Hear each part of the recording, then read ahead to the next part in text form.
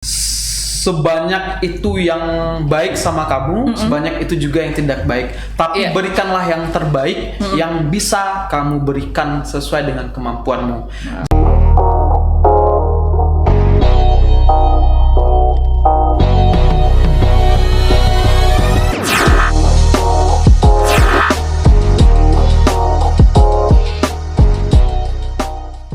Halo pemirsa podcast Unan Official dimanapun Anda berada, senang sekali saya Muslimah kembali menyapa Anda.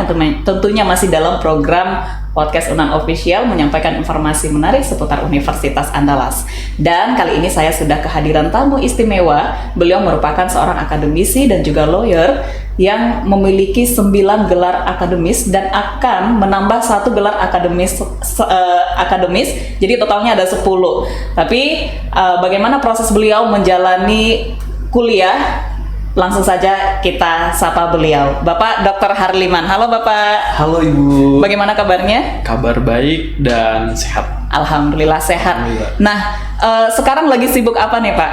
Sekarang ini lagi sibuk, pertama lagi menunggu sidang putusan MK, kemudian juga aktivitas sebagai lawyer di pengadilan negeri juga. Ataupun di dalam tingkat yang penegakan hukum yang lainnya. Kemudian sebagai dosen juga sekarang lagi mempersiapkan buku yang ke-14 dan yang ke-15. Kemudian juga aktivitas menulis artikel jurnal sebagai wajib lah sebagai orang dosen Tridharma Perguruan Tinggi. Kemudian juga mengolah beberapa jurnal akreditasi dan juga reviewer beberapa jurnal akreditasi, baik itu Sinta 1, Sinta 2, 3, 4, 5, 6 dan juga jurnal internasional. Kemudian secara akademisi juga aktif memberikan penyuluhan. Nah, baru hari ini memberikan penyuluhan di Stikes Alifah, bicara tentang radikalisme, intoleransi dan perundungan dalam perspektif hukum. Dan luar biasa. Jadi aktivitasnya itu aja sih, masih dalam dunia hukum dan penegakan hukum. Aktivitasnya itu aja sih, tapi ini kedengarannya udah banyak banget aktivitasnya, sangat padat sekali ya Pak ya. Karena di samping mengajar, aktif juga memberikan penyuluhan dan juga sebagai seorang lawyer juga. Menulis juga, dan ini buku ke-15 ya rencananya ya Pak ya? 14 dan 15. Oke, kita tunggu bukunya Pak. Baik. Nah, berbicara terkait dengan gelar akademis yang Bapak sandang saat ini ada 9. Nah, rencana akan ada tambahan 1 lagi. Benar. Tapi boleh Muslimah tanya, ini gelar yang 10 ya, 10 berarti ya. 10 ini S1-nya berapa, S2-nya berapa, dan S3-nya berapa gitu Pak? Iya, kalau untuk S1 itu sarjana hukum saya dari Universitas Andalas, kemudian sarjana ekonomi itu dari STI Pelita Bangsa, dan sarjana ilmu komunikasi sekarang lagi di tingkat akhir itu di Fakultas Ilmu Sosial Ilmu Politik di Universitas Eka Sakti. Oke. Nah, itu untuk sarjana S1. Tetapi kebanyakan saya hanya memakai sarjana hukum saja, mungkin passion karena bidang hukum ya. Jadi lebih banyak memakai sarjana hukum saja. Yang lain itu mungkin bukan ditinggalkan, tetapi mungkin ditepikan dulu, kecuali ketika berada di Fakultas Ekonomi kita pakai SI-nya, atau di Fakultas Fisip kita pakai SI-Komnya nanti kalau udah selesai. Nah, sedangkan untuk magister itu ada 6. Ada 6. Jadi S1 itu dimulai sejak 2008 di Universitas Andalas di Fakultas Hukum, tamat 2012 dengan program kekhususan Hukum Tata Negara. Nah, setelah itu kalau sarjana ekonomi di sumber daya manusia, kalau S1 sarjana komunikasi. Nah, sedangkan kalau magister itu setelah tamat 2012 tadi, itu lanjut ke magister kenotariatan di Universitas Andalas juga. Nah, di tahun 2014 lulusan pertama di angkatan waktu itu jadi satu angkatan itu di 2012 itu saya lulusan pertama. Saya agak cepat, 1 tahun 5 bulan atau 1 tahun 6 bulan gitu. Jadi nggak sampai 18 bulan itu udah selesai. Iya. Jadi cepat gitu waktu itu. Karena emang lagi semangatnya kan, baru fresh graduate, nggak tahu mau ngapain, lanjut kuliah, itu selesai gitu. Nah, waktu itu juga 2013 baru sarjana ekonomi baru selesai. Jadi itu barengan waktu itu. Senin sampai Jumat itu kuliah di Andalas, Sabtu Minggu itu kuliah di STI gitu. Nah, jadi berbarengan gitu. Nah, kemudian 2014 itu setelah selesai wisuda, bingung nih mau ngapain.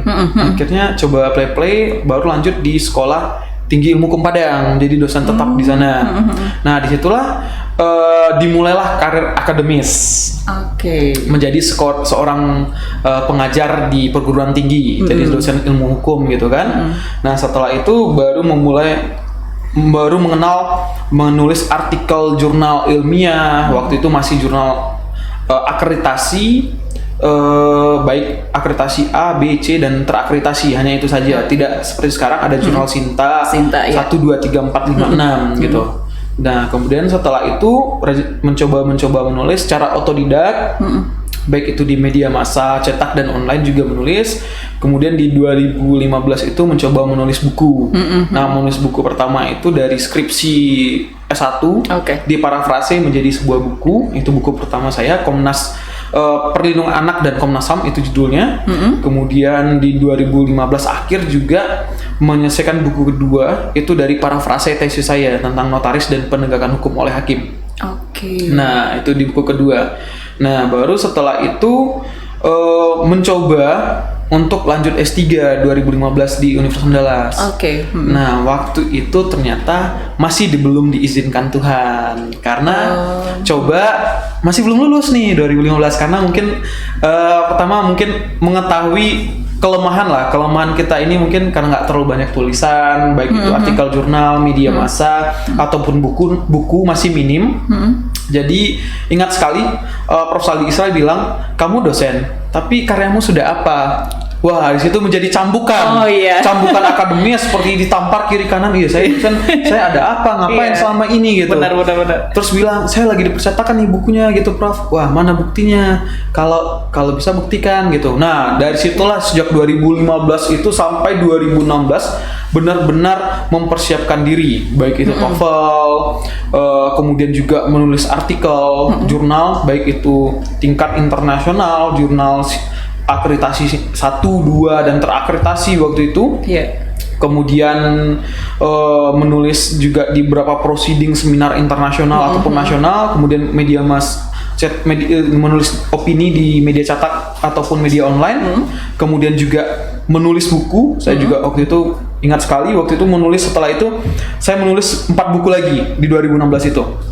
Pertama itu buku tentang ilmu perundangan yang baik untuk Indonesia, kemudian buku lembaga-lembaga negara, kemudian yang ketiga buku lembaga-lembaga negara independen, dan yang keempat itu buku tentang perlindungan anak. Perlindungan anak itu dalam konsep undang-undang perlindungan anak, undang-undang sistem peradilan pidana anak, dan waktu itu adanya kebiri. Jadi saya wacana kebiri waktu itu untuk LGBT gitu kan. Benar. Nah, itu buku 4 buku itu. Jadi ini selesai dalam 1 tahun. 1 tahun. Di 2016 4 buku. Iya, 4 buku. Wow. Jadi waktu itu benar-benar 2015 ke 16 itu ya mencambuk diri gitu. Dan selain itu ada jurnal juga ya, Pak? Ada jurnal ya, menulis artikel jurnal juga waktu itu ada sekitar 30-an waktu itu dalam 30 jurnal dalam 1 tahun. Baik itu dari, dan 4 buku. Benar, dari Aceh, ingat betul, jurnal Kanun, kemudian macam-macam itu dari Sumatera Utara, jurnal USU, kemudian di Riau, jurnal di Unilak itu waktu itu Respublika, kemudian jurnal di Universitas Maritim Raja Ali, jurnal Selat, kemudian di Unan sendiri, jurnal Justisia sama jurnal Delikti, kemudian di Lampung IAIN Raden Intan waktu itu jurnal terakreditasi, jurnal Al-Fataha namanya, kemudian nulis juga di STIH Pada sama di Unsri, kemudian di Bengkulu. Jadi waktu itu kayak di mana perguruan tinggi ilmu hukum di sebuah provinsi, saya akan cari websitenya, saya akan cari jurnalnya. Wow, keren. Bener. Ini sebelum menyelesaikan S3. Iya, waktu itu modal untuk masuk S3 karena cambukan dari Prof. Saldi tadi. Luar biasa. Jadi cambukan Prof. Saldi sangat berperan juga menginspirasi kamu dosen tapi kamu ngapain gitu kan? Benar juga, saya dosen tapi saya nggak ada ngapa-ngapain nih. Belum ada menulis, belum ada buat buku, meskipun waktu itu sudah ada buku tapi kan belum ada bentuknya. Menulis artikel jurnal pun masih artikel jurnal ece-ece aja gitu kan, misalnya masih belum jurnal akreditasi waktu itu, ataupun belum mengenal jurnal internasional gitu. Nah, dari situ tuh baru belajar TOEFL, baru belajar menyiapkan hal-hal yang lainnya untuk persiapan S3 di Universitas Andalas. Saya mencoba lagi di tahun 2016. Nah, di 2016 itu baru saya coba apply lagi rekomendasi dari Prof. Wilandri, Prof. Ewi Daniel dan Bapak Suharizal waktu itu bertiga waktu itu kan memberikan rekomendasi. Nah setelah itu waktu ujian, nah enak nih, kamu sudah berapa buku? Wah lihat CV saya cukup menarik waktu itu. Udah banyak nih, benar ini, benar Prof. Saya keluarkan jurnal, saya keluarkan, wih banyak nih, banyak gitu ya, kan. gitu. Terkejut gitu, wah inilah modalnya gitu. Untuk mengambil S3. S3. Jadi gelombang pertama itu ketika dilakukan wawancara, dilakukan tes, puji Tuhan lulus gitu kan. Akhirnya baru wah ini benar-benar lulus nih, akhirnya keterima nih jadi mahasiswa doktor. Jadi waktu itu tabungan masih ingat waktu itu masih cukup untuk membayar uang satu semester saja. Oke. Jadi dibayar dulu gitu kan uang kuliah. Terus setelah itu mikir setelah ini bingung ini mau ngapain ini. Setelah lulus bingung nih, cuman sanggup bayar uang satu semester nih. Terus dapat info beasiswa LPDP buka. Oke. Ya udah coba apply dong, coba apply, kemudian lengkapin berkas-berkasnya. Apa sih yang sudah kamu lakukan untuk Indonesia? Apa rencana penelitian kamu dan apa dampak dari penelitian kamu terhadap Indonesia gitu kan? Terus apa hal yang terbaik yang sudah kamu lakukan gitu kan?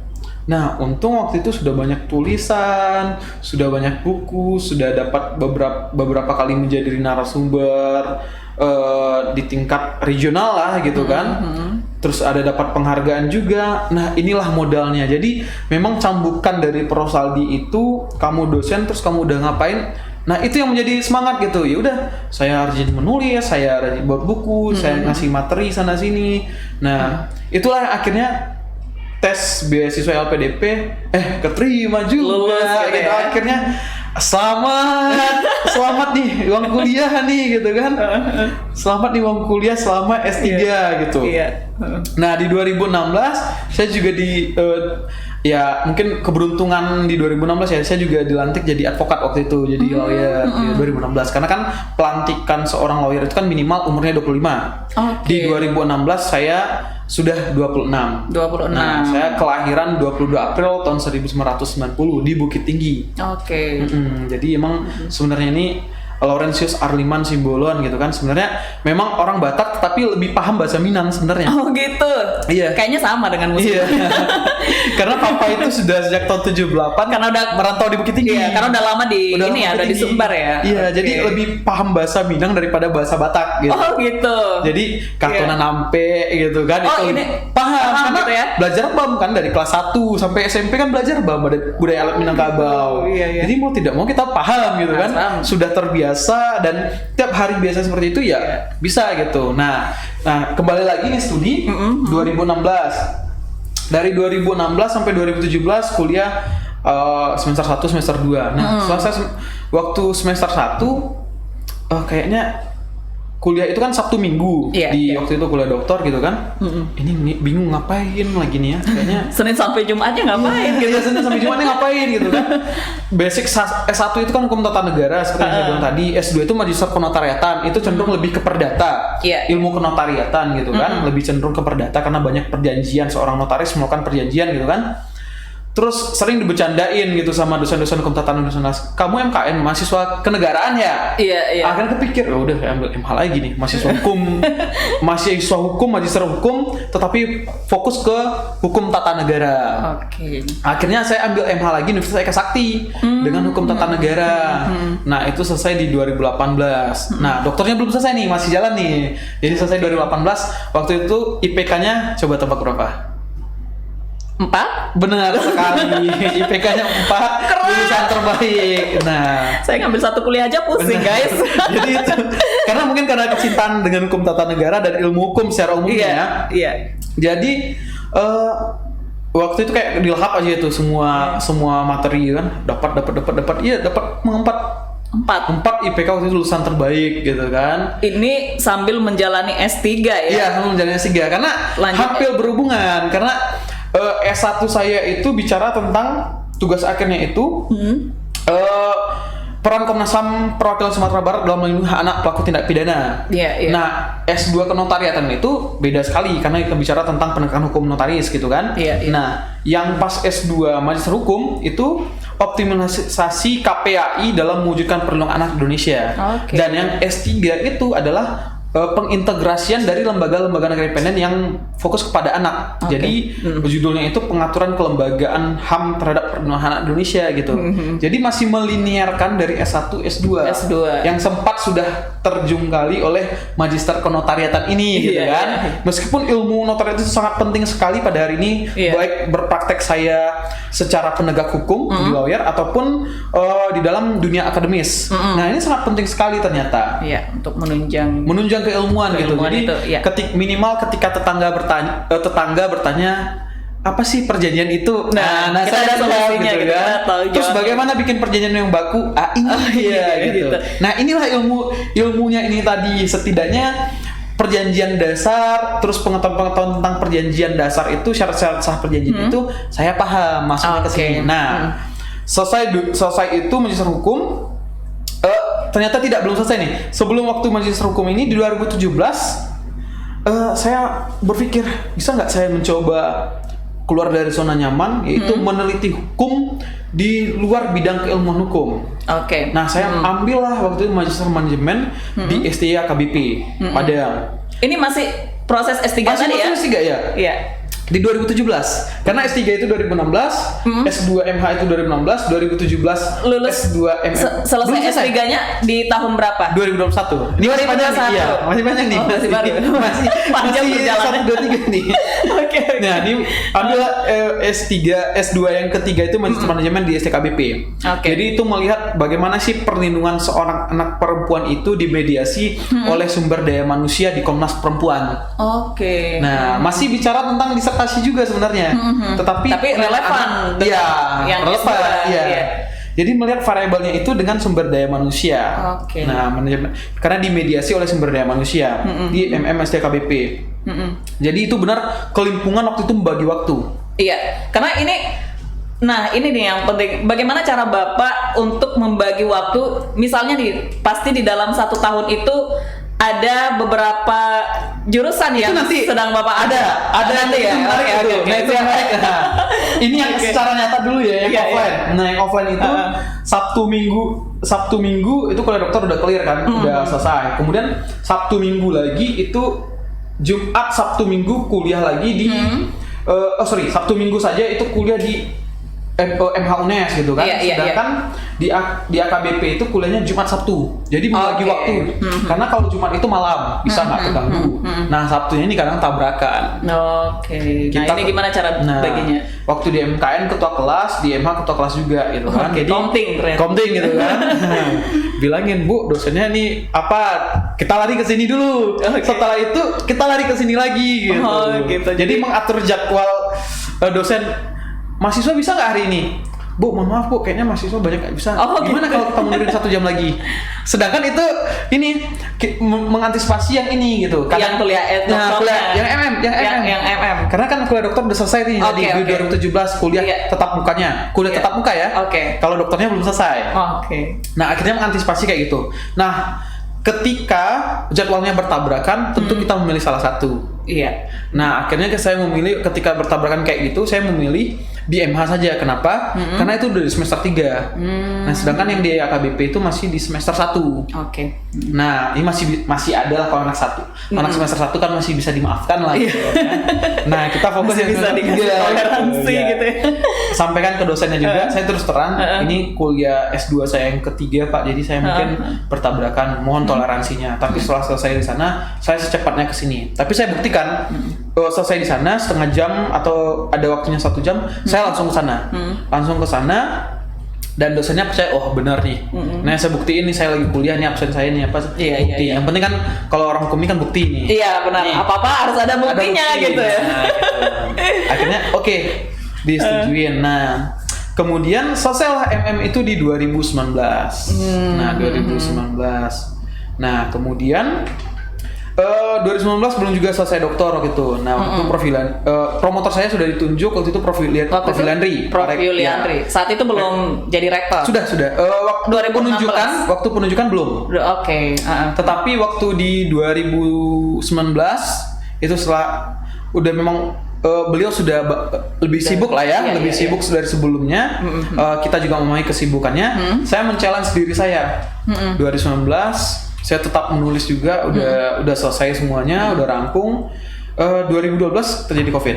Iya. Nah, saya coba challenge diri saya, bikin tantangan untuk diri sendiri gitu ya. Bisa nggak saya kuliah lagi gitu kan? Kuliah lagi. Ya coba diambil mana ya? Coba ambil di Unan lagi deh, kampus ya ini kuliah keempat saya di Unan nih. Iya. Sarjana hukum, magister hukum, doktor ilmu hukum, dan magister ilmu komunikasi. Berarti S1-nya basicnya itu di Unan ya, alumni Unan gitu. Iya, angkatan 2008. Berarti S2-nya yang ada 6 kampus berarti. Iya, 6 kampus. 6 gelar S2 ini. 5 kampus dengan 6 gelar. Oke, itu di mana aja? Yang ntar ini kan tadi udah magister konoter kan di Unan, magister manajemen di SKBP, magister hukum di UNES gitu kan. Nah, kemudian 2020 ketika terjadi COVID, itu kan waktu nggak ada ngapa-ngapain, nggak bisa keluar, nggak bisa banyak benar-benar benar-benar di rumah gitu kan, ngapa-ngapain di rumah, just home gitu kan, beraktivitas di rumah. Baru lihat pembukaan, ada pengumuman nih, pengumuman untuk penerimaan mahasiswa baru gitu kan, Unan. Saya pengen lah kuliah ilmu komunikasi, melihat hukum melihat perilaku penegak hukum gitu kan. Iya. Saya ambil lah gitu. Ambillah jurusan komunikasi ya kan. Iya. Terus tertantang, masa cuma satu aja gitu kan? Nggak kuliah lagi nih. Ambil waktu itu, ambil magister pendidikan. Mana tahu saya besok jadi guru gitu kan. Berarti MPD-nya di Universitas Negeri Padang. UNP. Iya, UNP. Oke. Serius nih 2 ya kan? Tambah lagi. Ambil Universitas Bung Hatta, ambil manajemen sains waktu itu. Di manajemen sains dan fokus sumber daya manusia. Sebenarnya waktu itu satu lagi ambil di UIN Bonjol, rencana tentang magister hukum Islam gitu kan, tetapi karena gelarnya nanti MH juga, daripada nanti mubazir, mending nggak usah juga gitu kan. Udahlah nanti next time lah kita ngambil di UIN gitu kan. Ambil ya udah 3 aja jadinya. Tes 3-3-nya lulus. Akhirnya lulus gitu dijalankan kan? lah Di tahun 2020. Nah, ini sesuai dengan pertanyaan Ibu tadi. Bagaimana mengatur waktu ketika dempet nih? Yang tadi kan udah jelas tuh. Yang tatap muka atau yang offline kelihatan gimana gitu kan. Nah, ini secara luring ini gimana? Nah, gimana itu? Nah, waktu itu bimbingan disertasi tetap juga gitu kan, menghubungi baik kopromotor 2, kopromotor 1 dan juga promotor. Dimulailah penderitaan. Penderitaan. Tanggung jawab akademis sebenarnya. Tantangan gitu ya. Tantangan akademis. Waktu itu kuliah magister ilmu komunikasi dari Senin sampai Kamis, di pagi hari sampai jam 4 paling lama. Kemudian itu Zoom, by Zoom kan. Kemudian kuliah Zoom lagi dari jam 5 sampai dengan jam 8 setiap hari Senin sampai Jumat di Universitas Bung Hatta. Nah, kemudian yang full time-nya di tiap hari itu Sabtu dan Minggu di Universitas Negeri Padang. Begitulah kegiatan rutin saya selama 3 semester kuliah tatap muka dengan layar. Keren. Jadi benar-benar sempat waktu itu Sabtu itu ada jadwal perubahan jadwal. Waktu itu dipindah ke hari Sabtu. Ada 2 dosen ternyata, dan itu dempet. Bung Hatta juga pindah ke dosen Bung Hatta juga pengen pindah hari Sabtu, dosen juga pengen pindah hari Sabtu. Wah, ini gimana ngatur waktunya? Untung ada handphone 3. Nah, waktu itu juga menarik. Di hari itu saya ikut PJJ TOT Lemhanas waktu itu. Jadi memang ini rapi banget ya, TOT. Pakai dasi terus pakai jas gitu kan. Laptop 1, 3 handphone. Ya, Pak. Ya. Ketua kebetulan di manajemen sains saya tetap komting. Manajemen komunikasi saya tetap komting. Di ilmu komunikasi saya tetap komting, di MPD juga tetap komting. Jadi selama kuliah magister itu saya komting, kecuali di STKBP saya sekretaris saja. Oke. Karena nggak bisa bagi waktu nih, karena udah komting di sana gitu kan. Tetapi di 5 magister yang lain saya komting. Nah, jadi karena komting dipercayakan gimana nih waktunya, kan bingung juga nih, ini gimana caranya. Ya udah pokoknya bisa gitu. Iya. Tapi untung Zoom jadi masih bisa dibagi-bagi gitu ya. Iya. PJJ Lemhanas juga ya kan. Tapi ketua nih jadwalnya gimana? Terus datang ada seorang kepala sekolah dari Dharmasraya. Iya. Pak, mungkin ketua lagi ngikutin acara yang lain. Kebetulan tadi diliatin surat tugasnya dari Lemhanas. Iya. Itu ketua itu lagi pendidikan. Oh, ya udah. Tapi kalau ini misalnya offline lumayan keteteran juga gitu ya, Pak ya. Pasti saya nggak bisa. Berarti saya. COVID ini ada hikmahnya juga berarti. Ya, hikmahnya itu adalah hikmah akademis. Akhirnya bisa ngapain gitu. Akhirnya bisa gitu. Yang saya kira saya nggak bisa ternyata bisa. Dan itu sempat kepikiran boleh lagi nggak ya? Udah ampun nih kan. Karena sekarang udah hybrid ya, offline online ataupun kebanyakan udah mulai offline gitu kan ya. Tapi kayaknya untuk kuliah lagi kayaknya mikir-mikir lah. Kecuali tapi kan, Bapak kan sebenarnya basicnya nih di hukum gitu ya. Di S1 hukum, S3 dokternya juga hukum. Tapi di S2 itu lumayan beragam. Ya, bukan hanya di hukum aja tapi komunikasi, kemudian manajemen gitu. Nah, kenapa? Karena itu bisa tadi ngambil mata kuliah di luar yang basic Bapak karena pengen melihat hukum itu dari bidang ilmu lain. Kalau kami di Fakultas Hukum kan di School of Law itu penelitian hukum. Iya. Nah, sedangkan kalau di ilmu lain itu kita bicara tentang legal studies atau penelitian tentang hukum. Hukum saja jadi melihat gitu. Hukum itu bagaimana? Contohnya penegak hukum itu bagaimana sih perilaku komunikasinya gitu kan? Berarti melihat integrasi dari beberapa rumpun. Nah, tapi masih dalam satu ini ya Pak ya? Maksudnya masih dalam satu rumpun bidang sosial ini ya? Dia pertama satu rumpun dalam bidang ilmu sosial. Yang kedua, hukum itu tidak bisa tegak sendiri. Benar. Hukum itu perlu manajemen, perlu komunikasi, perlu pendidikan, perlu ilmu teknik, perlu informatika atau ilmu komputer gitu, ataupun perlu bidang ilmu yang lain. Kenapa pada hari ini website hukum banyak sekali? Nah, saya pengen tertarik magister hukum. Artinya ini masih relevan sih. Iya, masih relevan. Terus kalau contoh kriminologi, mereka butuh seorang kriminolog, psikologi, mereka butuh seorang psikiater atau psikolog. Kenapa seorang itu melakukan hal itu? Nah, makanya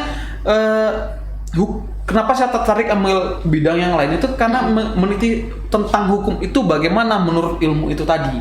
Nah, kemudian juga karena ya memang permasalahan sekarang itu tidak hanya bisa diselesaikan dengan satu ilmu saja gitu ya Pak ya. Contoh audit keuangan. Tidak mungkin seorang hukum saja, akuntan publik juga ada. Benar. Nah, makanya mereka itu butuh dengan ilmu yang lain karena untuk menegakkan hukum. Menegakkan hukum seadanya perlu ilmu yang lain untuk mendopangnya atau menjadi penjanggalnya gitu untuk menegakkan hukum itu. Karena contoh kayak pengacara pajak, dia harus paham dulu akuntansi, dia harus paham dulu tentang pajak. Seorang hakim pajak dia harus paham tentang pajak. Jangan ujuk-ujuk cuman bicara tentang undang-undang tapi dia nggak paham tentang audit gitu kan. Nah, makanya perlu sekali itu melihat hukum dalam bidang ilmu lain. Makanya penelitian tentang hukum beda sekali dengan penelitian hukum atau di School of Law gitu. Nah, di 2021 barulah selesai doktor ilmu hukum doktor ilmu hukum tata negara. Nah, waktu itu benar-benar suatu kebanggaan di keluarga besar lah ya. Mungkin saya yang pertama kali yang selesai kuliah doktor. Kenapa sih saya pengen mengambil banyak kuliah? Nah, ini tadi sebenarnya Muslimah mau nanya ini, motivasi Bapak untuk mengambil sekian banyak kuliah, 10 gelar berarti. Akan 10 gelar gitu. Pertama itu kalau mama dan papa itu mereka selalu berpesan, yang saya tinggalkan kepadamu itu hanyalah saya tidak bisa meninggalkan harta, saya tidak meninggalkan sesuatu. Yang saya tinggalkan hanyalah biaya untuk pendidikanmu saja, dan itu pun sampai S1 waktu itu ya. Karena kalau boleh jujur, mama itu sampai hari ini masih belum bisa membaca atau buta aksara lah ya. Jadi gitu beliau tidak pernah mengenyam pendidikan. Papa itu cuma sampai kelas 3 SD. Karena mungkin biaya pendidikan waktu itu sangat mahal ya. Baru cuman itu yang dipesankan. Ya, yang kami bisa perjuangan kamu ya dari SD, SMP, SMA, kemudian S1 ya semampu kami, ya S2 silakan berjuang sendiri. Iya. Nah, itulah sebenarnya yang menginspirasi ketika papa saya tidak bisa kuliah, saya pengen kuliah sebanyak-banyaknya biar saya bisa membanggakan papa, mama ya. Iya. Ya akhirnya waktu di 2021 tepat 3 Juli 2021 waktu ujian terbuka itu satu kebanggaan, papa mama menangis lah ya kan. Iya. Anaknya selesai juga gitu kan. Iya. Dan ternyata bukan cuman SHMH aja, ternyata banyak SHMH yang lainnya gitu. Jadi suatu kebanggaan dari papa mama khususnya dan keluarga besar pada umumnya gitu. Karena memang dari keluarga besar itu dari keluarga opung lah ya.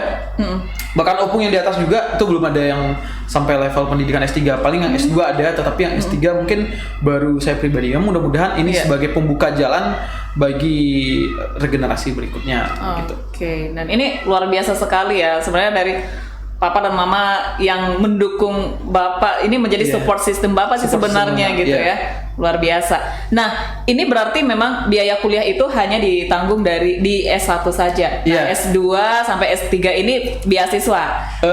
Kalau S2 itu ya karena kita juga banyak waktu itu bantu-bantu di kantor hukum ya dari situlah gitu akhirnya biayanya gitu. Ya nabung-nabung lah gitu. Terus jualan sana sini ya gitu kan.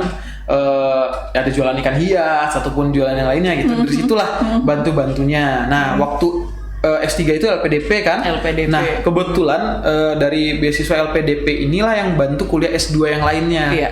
Jadi duit yang diberikan LPDP itu tidak saya habiskan, tetapi saya tabung. Ditabung, iya. Beli buku, banyak beli buku, kemudian biaya kebutuhan sehari-hari. Iya. Nah, tetapi ada sisanya yang lain, itulah penutup biaya kuliah yang ini.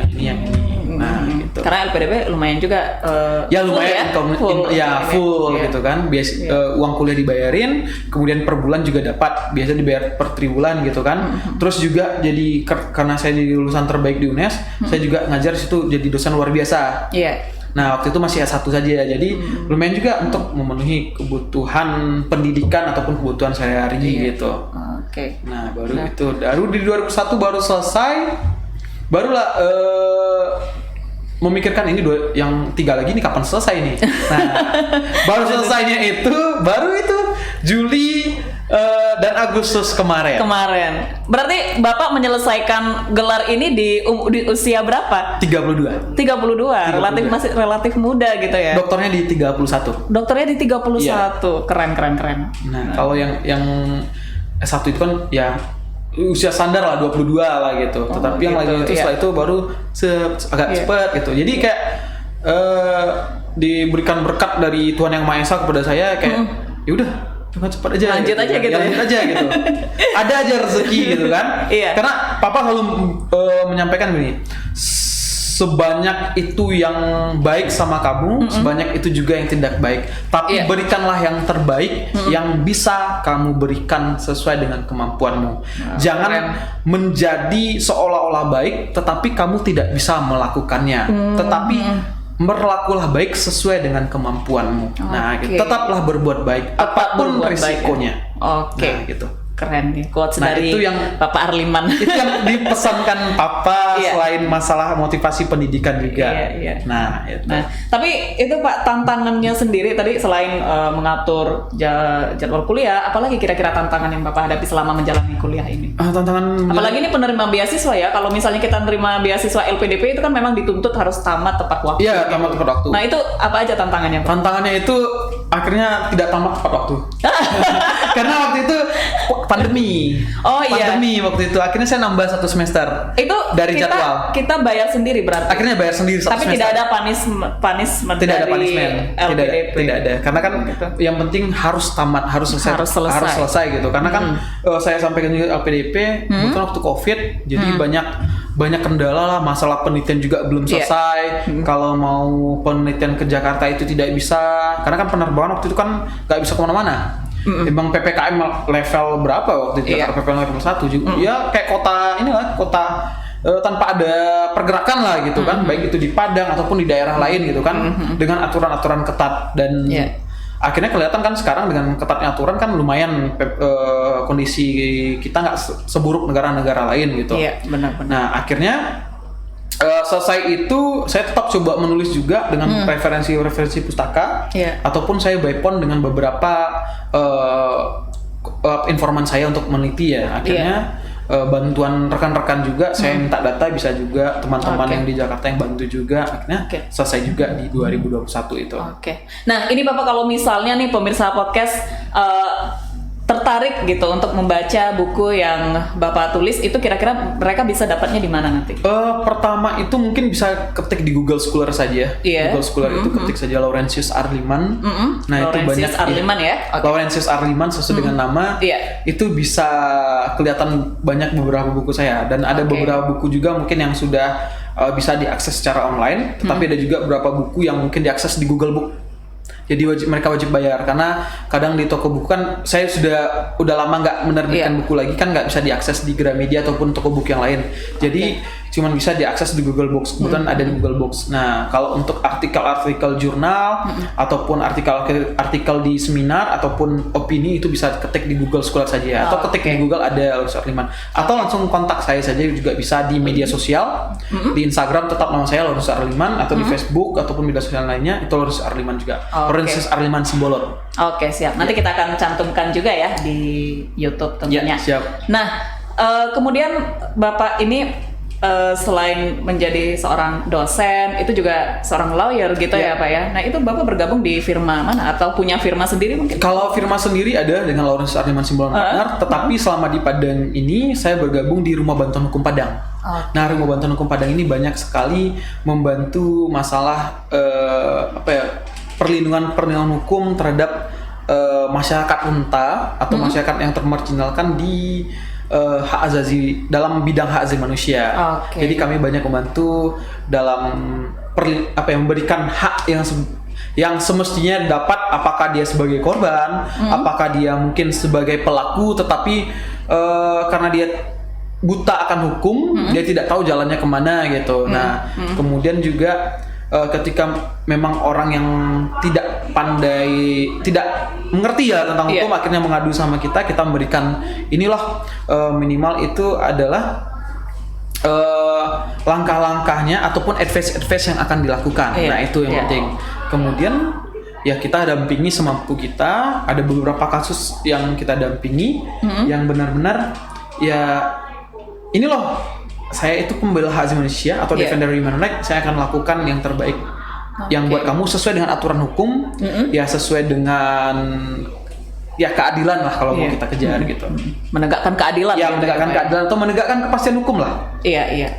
Nah begini Bapak, kan ada sebagian banyak yang bukan banyak sih, tapi ada sebagian yang bilang bahwa kuliah itu tidak penting ataupun gelar itu tidak penting. Itu gimana menurut Bapak?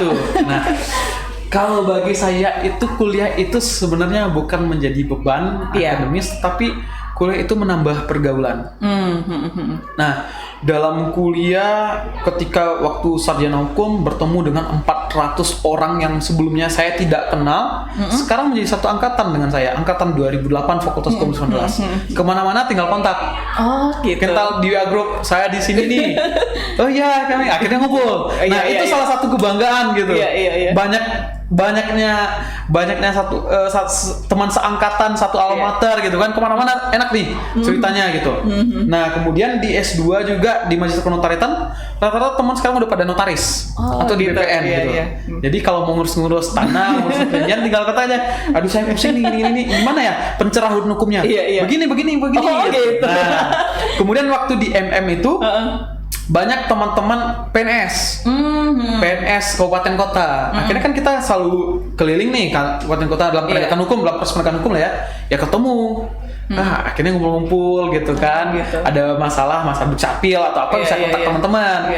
Nah kalau di majelis hukum ada banyak teman-teman yang polisi ngambil di UNES. Akhirnya banyak teman-teman yang penegak hukum. Oh, begini loh orang itu perspektif polisi sebenarnya. Akhirnya saya banyak teman kepolisian. Oh, begini perspektif polisi dalam melakukan ini. Kalau dulu saya takut sama polisi. Oh, gitu. Iya, takut ada polisi.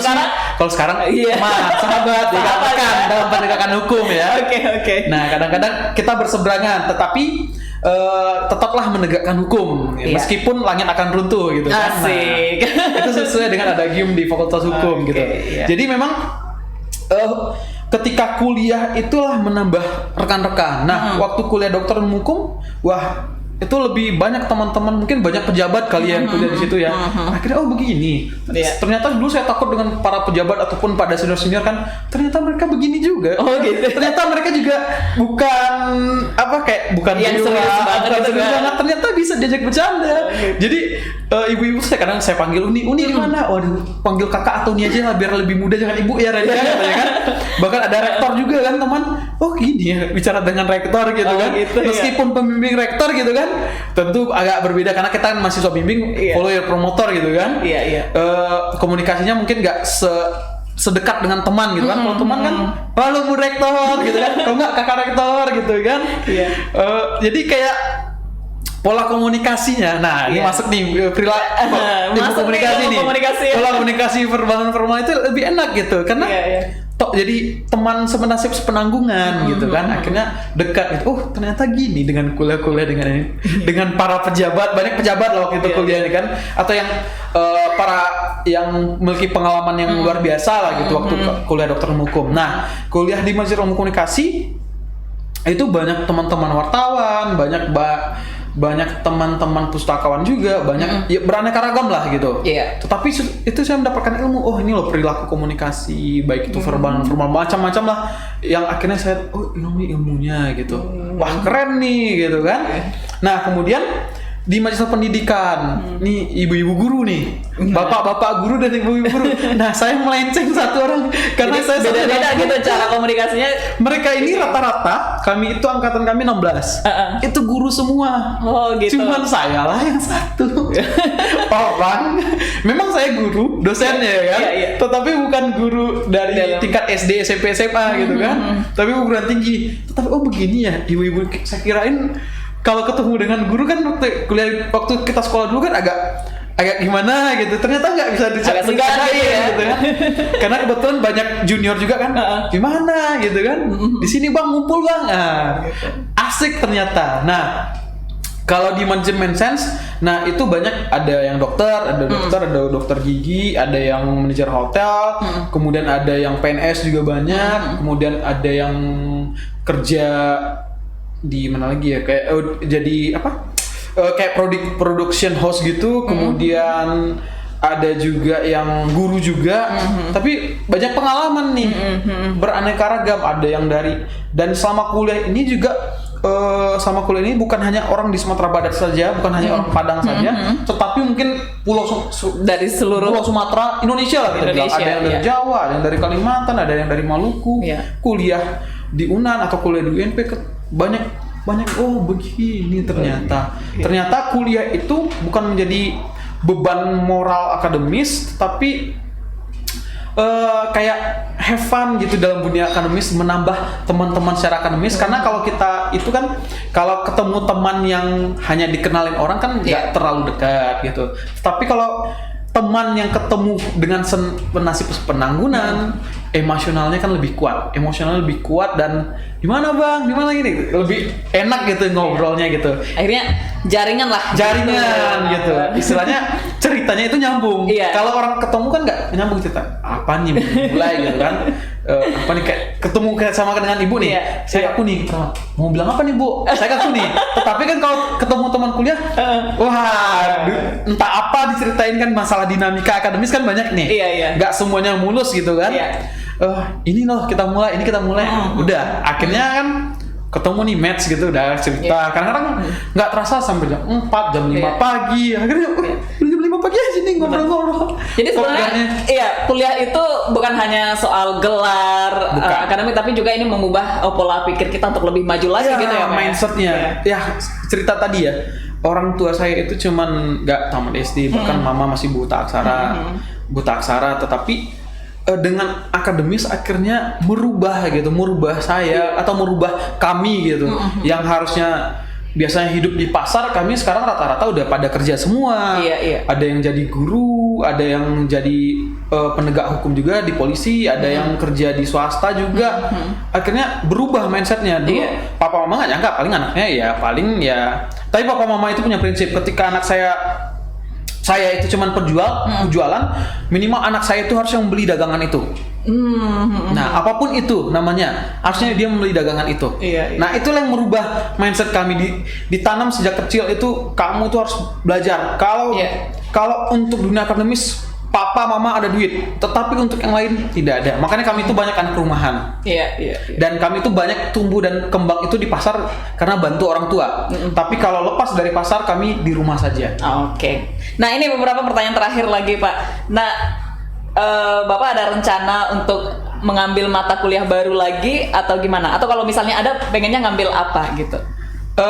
Pertama itu kalau seandainya dapat tawaran sih ya, kalau dapat beasiswa sih pengen ke luar negeri ngambil LLM ataupun PhD dalam bidang hukum, ataupun pengen dalam bidang ilmu komunikasi. Menarik juga sih komunikasi hukum lah, komunikasi para penegak hukum gitu menarik juga. Kalau ada tawaran beasiswa, ataupun kalau ada yang pengen diambil mungkin kriminologi atau ilmu kepolisian, MIK, ataupun dokter ilmu kepolisian. Nah, itu pun kalau ada tawaran. Tetapi pada hari ini selesaiin dulu ini, kembali lagi ke cara akademis, fokus lagi banyak menulis buku lagi karena artikel jurnal, karena memang tahun 2022 ini saya nggak terlalu banyak menulis, nggak seperti tahun-tahun sebelumnya yang aktif menulis. Tapi ini agak terjadi penurunan, hanya baru beberapa artikel jurnal saja yang terbit. Jadi kayak ada penurunan, saya harus lebih memacu diri lagi. Jadi kayaknya ada grafiknya gitu ya. Grafiknya tuh jadi gini ke sini gitu kan. Harusnya dia harus gini terus atau minimal stagnan. Tapi nggak gitu apa-apa, kan. ada fase ininya juga gitu. Ada facility-nya juga. Tetapi itu tadi pengen kalau ada, tetapi setidaknya pengen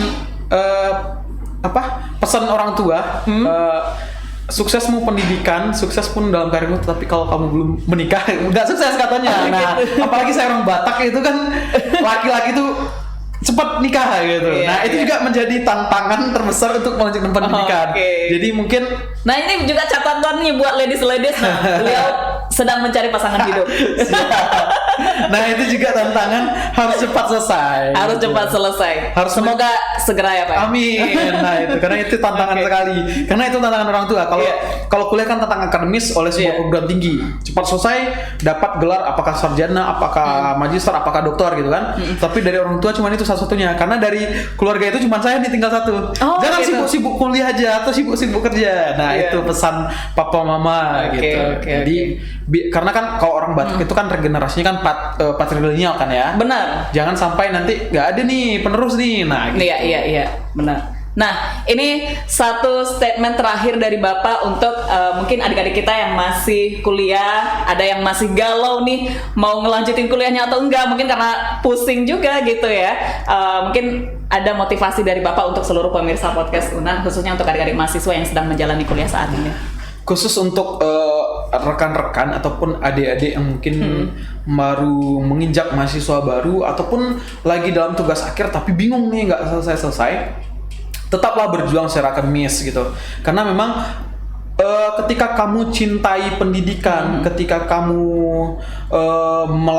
melakukan sesuatu itu tidak ada merasa beban, tetapi kamu enjoy dan kamu fokus dalam dunia akademis, pastilah itu akan sukses. Karena dalam dunia akademis lah yang akan menghantarkan kamu untuk menjadi orang yang berpikiran luas, orang yang memiliki jejaring yang luas. Karena dengan akademis inilah sebenarnya modal seseorang ini mau ngapain. Tetapi kalau seorang ini tidak memiliki akademis yang mumpuni, ya cuman hanya dapat gelar saja, tetapi tidak dikembangkan talenta yang diberikan Tuhan Yang Maha Esa kepada dia, tentu itu tidak akan berkembang. Tetapi kalau kamu cintai pendidikan, kamu benar-benar berjuang di tingkat pendidikanmu, maka hasilnya pasti akan lebih baik. Dan itulah yang akan menjadi modal untuk rekan-rekan ataupun adik-adik yang lagi berjuang dalam tugas akhir, kedepannya akan menjadi apa. Karena itulah modal yang utama.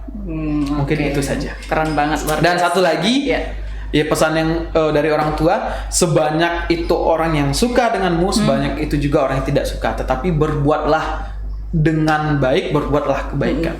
Baik, terima kasih luar biasa sekali Pak. Ya, terima kasih loh sudah menginspirasi kita semua di sini, dan tentunya ini jadi quotes sendiri ya bagi kita untuk tetap berbuat baik gitu, dan kemudian jangan pantang menyerah, tetap semangat gitu, karena kuliah itu bukan hanya soal akademis, bukan hanya soal gelar, tapi itu mengubah mindset kita untuk lebih maju lagi. Akhir kata, saya Muslimah mengucapkan terima kasih. Salam edukasi untuk kejayaan bangsa.